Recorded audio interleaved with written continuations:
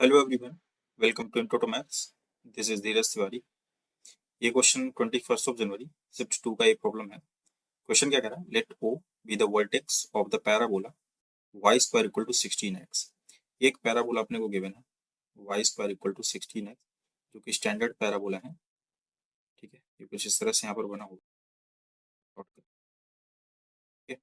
Y square equal to 16x, जिसकी axis ना X axis होगी, एक्स एक्सेस। ठीक, कह रहा है the locus of the centroid of triangle OPA, triangle OPA. O इसका वर्टेक्स था, वर्टेक्स यहाँ पर होगा, ये आपका ओ हो गया। P lies on parabola and A lies on X axis. A यहाँ कहीं है आपका, ये मान लेते हैं ए। ठीक है, एक्स एक्सेस पर है तो इसके कोऑर्डिनेट्स जो होंगे वो x, 0 टाइप के होंगे। And angle O P A जो है ना वो 90 डिग्री। और P पॉइंट कहाँ है? इस पैराबोला में कहीं पर भी हो सकता है, तो यहाँ पर कहीं कंसीडर कर लेते हैं, ये आपका P पॉइंट। ठीक है, तो अगर मैं इसको मिलाता हूँ ओ पी और ए को, तो ये 90 डिग्री का एंगल बनाता है। राइट, ये 90 डिग्री का एंगल। तो यहाँ पर आप पी के कोऑर्डिनेट्स कुछ कंसीडर कर लो, पैरामेट्रिक पॉइंट्स मान लेते हैं 80 स्क्वायर कॉमा 280 टाइप। तो अगर आपके पास में जो इक्वेशन गिवन है Y square equal to 16x, अगर यहाँ से अगर आप देखेंगे तो 4 इंटू 4x, अगर ए देखेंगे तो यहाँ से 4 आता है, तो उसके हिसाब से कोऑर्डिनेट्स क्या बन जाएंगे आपके? That is 4t square comma 4 to ज़ा 8 इंटू टी, 8t। राइट, तो इसके जो कोऑर्डिनेट्स बन गए आपके 4t square comma 8t। Correct है। आपको लोकस बताना है, the locus of the centroid है ना, इस ट्रायंगल का जो सेंट्रॉइड होगा उसका लोकस बताना है यहाँ पर कि क्या होगा। ठीक, तो अब ये क्या है कि ये परपेंडिकुलर ओपी और पीए, ये कैसे परपेंडिकुलर? तो अगर मैं इनके स्लोप की बात करूं, अगर मैं इसको मान लेता हूँ कि m1 है इसका स्लोप और इसका स्लोप m2 है, तो अगर ये दोनों परपेंडिकुलर हैं आपस में तो इनके स्लोप का जो प्रोडक्ट होगा m1 इंटू m2, वो कितना होगा? यहाँ पर -1 होगा। करेक्ट है।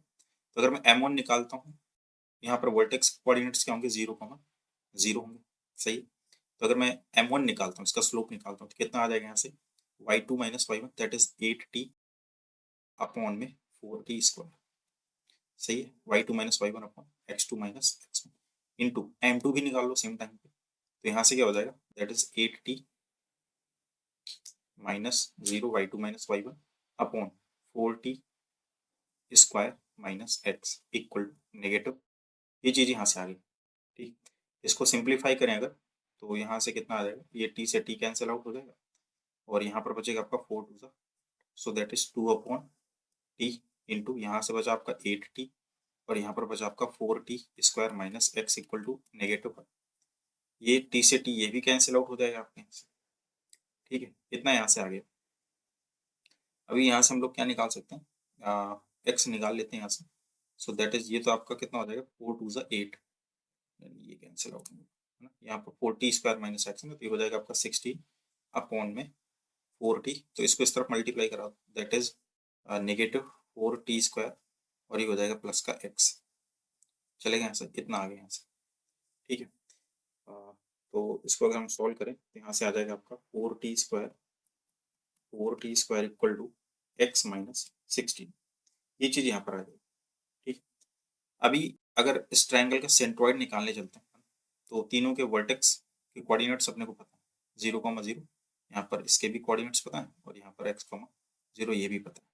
तो इसका सेंट्रॉइड अपन मान लेते हैं कि h, k है। ठीक, h, k सेंट्रॉइड के कोऑर्डिनेट्स हैं।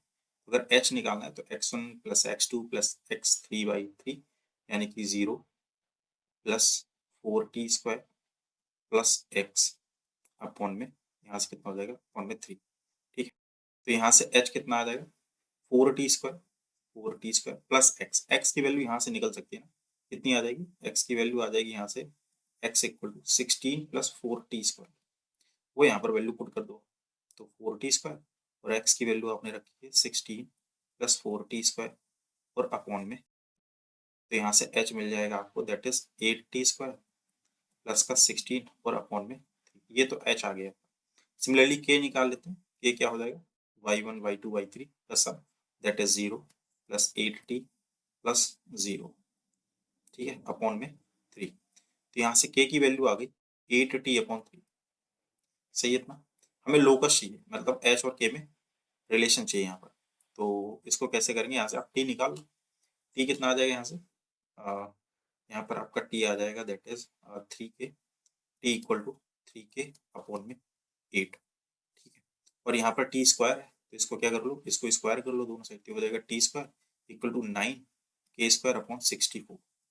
और इस टी स्क्वायर की वैल्यू ना आप इसमें पुट कर दो, तो यहाँ से कितना हो जाएगा दैट इज, अगर मैं यहाँ से निकालता हूँ तो हो जाएगा आपका 3h और माइनस का 16 इक्वल टू 8t स्क्वायर, 8 और टी स्क्वायर की वैल्यू ये वाली पुट करते हैं, दैट इज 9k स्क्वायर और अपॉन में 64, ठीक है। तो ये तो हो जाएगा 8 8 64, इस 8 का आप यहाँ पर मल्टीप्लाई करा दो, तो दैट इज 24h माइनस, और ये आपको हो जाएगा 16 8 128, तो ये हो गया आपका, और यहाँ पर आप हो गए 9k स्क्वायर, सिंपल।